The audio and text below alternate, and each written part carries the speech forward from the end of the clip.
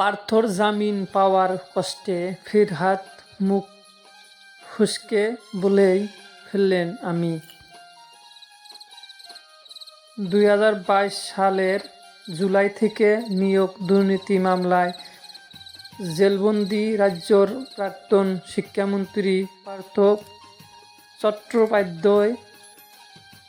এরই মধ্যে শুক্রবার শিক্ষা কেলেঙ্কারিতে ইডি মামলায় জামিন পেয়েছেন পার্থ।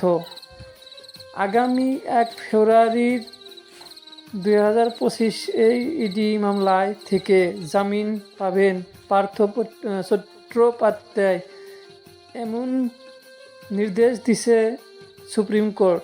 যদিও সিবিআই এর মামলায় নিম্ন আদালতে বিচারধারী, তাতে এখন জামিন অধ্রা পার্থা, তাই এখনই জেল মুক্তি নয়। পার্থ জামিনের পর বিভিন্ন মহল থেকে নানান রকম প্রতিক্রিয়া উঠে আসছে। এরই মধ্যে রাজ্যর পুরমন্ত্রী তথা কলকাতার মেয়র ফিরহাদ হাকিম মন্তব্য করলেন, সুপ্রিম কোর্টের পার্থ চট্টোপাধ্যায় জামিন পাওয়ায় তিনি অত্যন্ত মর্মাহত।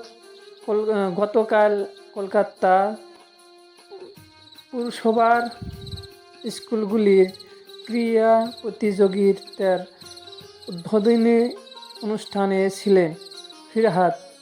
সেখানে থেকে এই মন্তব্য করেন তিনি।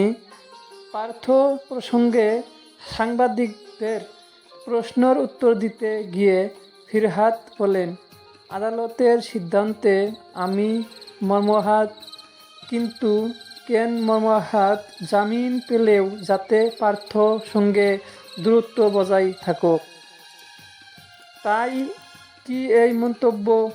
এসএসসি নিয়োগ নির্ধারিত মামলায় 2022 সালের 22 জুলাই রাজ্যর প্রাক্তন শিক্ষামন্ত্রী পার্থ চট্টোপাধ্যায়কে গ্রেফতার করে ইডি। তারপর থেকে প্রাক্তন মন্ত্রী ঠিকানা প্রেসিডেন্সিয়াল জেল। 7 জুলাই মাসেই পার্থর বান্ধবী অর্পিতা মুখোপাধ্যায়ের টালিগঞ্জ ও বেলঘরিয়া ফ্লাইটে হানা দিয়ে নগদ প্রায় 50 কোটি টাকা সহ কেজি সোনার গয়না উদ্ধার করে তদন্তকারী সংস্থা। কারিগরি টাকার পাহাড় উদ্ধারের পর গ্রেপ্তার করা হয় অর্পিতাকে। নিয়োগ দুর্নীতি মামলায় ইডির পাশাপাশি পার্থ চট্টোপাধ্যায়ের বিরুদ্ধে অভিযোগ আনে সিবিআই। এসএসসিতে নিয়োগের মামলায় সিবিআইও পরবর্তী সময়ে গ্রেফতার করে পার্থ অর্পিতাকে। দুজনেকেই একদিকে সম্প্রতি প্রাথমিক নিয়োগ দুর্নীতি মামলাতে সিবিআইয়ের হাতে গ্রেপ্তার হয়েছেন পার্থ চট্টোপাধ্যায়। প্রায় 28 মাস জেলে রয়েছেন প্রাক্তন শিক্ষামন্ত্রী। আরও পুরন দুদিনে আরও 4 ডিগ্রি নামবে তাপমাত্রা। দক্ষিণবঙ্গের 5 জেলায় জারি হলো সতর্কতা। আবহাওয়া খবর।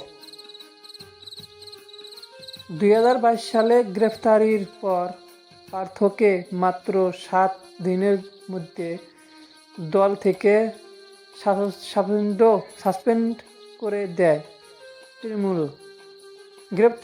গ্রেপ্তারির সময় তৃণমূলের মহাসচিব ও শৃঙ্খলা রক্ষা কমিটির প্রধান ছিলেন পার্থ চট্টোপাধ্যায়। রাজ্যর গুরুত্বপূর্ণ মন্ত্রী দায়িত্ব ছিলেন তিনি। জেলবন্দি অবস্থাতে পার্থ মুখে একাধিকবার তৃণমূল স্থিতি শোনা গিয়েছিল।